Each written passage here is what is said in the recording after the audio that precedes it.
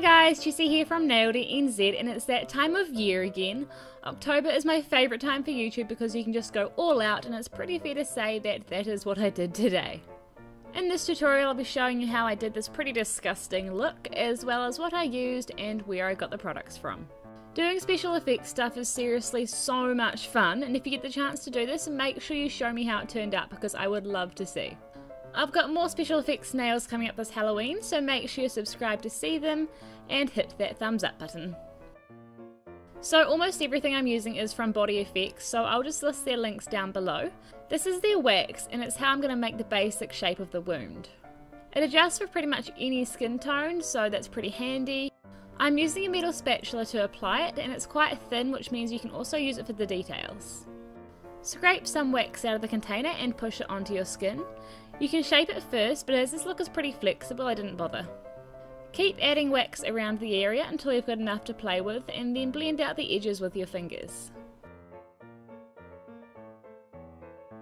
Use the tool to roughen up in the right areas. For example, I tried to make a few hangnails and that looked particularly gross. If your tool is a bit sticky, just clean it off with some Vaseline and some tissue or toilet paper. Use the edge of the tool to carve out a cut into the wax. There's no real right or wrong way to do this, really, it's just playing around with what looks good to you. Preferably you don't want the wax to be too thick as it can look a bit unnatural. I'm still very new to this, so mine was a bit too thick in places, but it still turned out okay, and hey, it's just for fun. Once you're happy with your cuts, apply some translucent powder. I shook this on for this first nail, it just didn't seem right, so then I completely changed my tactic for the rest of them, as you will see later in the video. I then decided to use this brush for the face paint, and then use the red and black from my kit to fill out the cut. This gives the cut a whole lot more depth. I tried to use the black also to bruise up my nail, but didn't work out too well, and you'll see what I used instead in a moment. Get just a little bit of the red and maybe a dash of the black out onto your brush and use it to create swelling and bruising around the cut. This makes a huge difference and makes it look really sore and realistic. You want to blend it out at the edges, so just wipe off most of the colour off your brush and just slowly drag it round and blend it out. Now it's time for the really fun stuff, the blood. I'm using coagulated blood from Body Effects. Apply this into the inside of your cut. I initially used the spatula, but I found this little brush actually really good for spreading it around.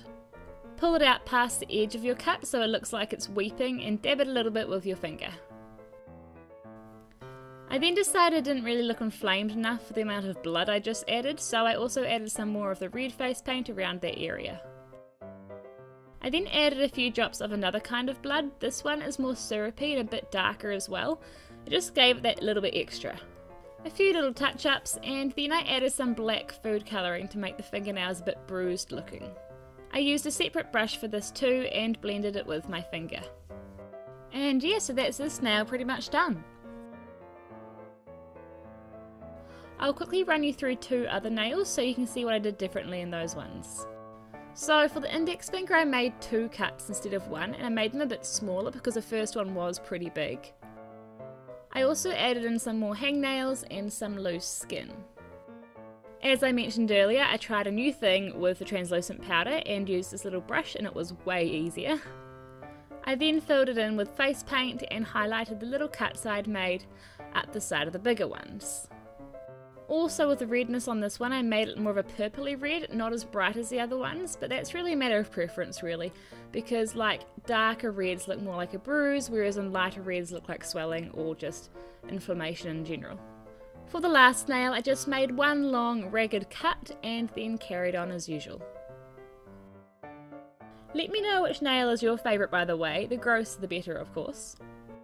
Here are all four of the nails, and here is a mess I made all over the paper from wiping my brush. This really doesn't take as long as it might look, and I imagine the more you do it, the faster you get as well. Remember to let me know what other videos of this kind you'd like to see. Please subscribe to my channel, and thank you for watching. And just roughly sketch on the shapes of the flowers. These don't need to be too precise, they're just there to make sure that the colours we put over the top stand out nice and bright. Then it's time for the colour. Use pink for the lightest flower.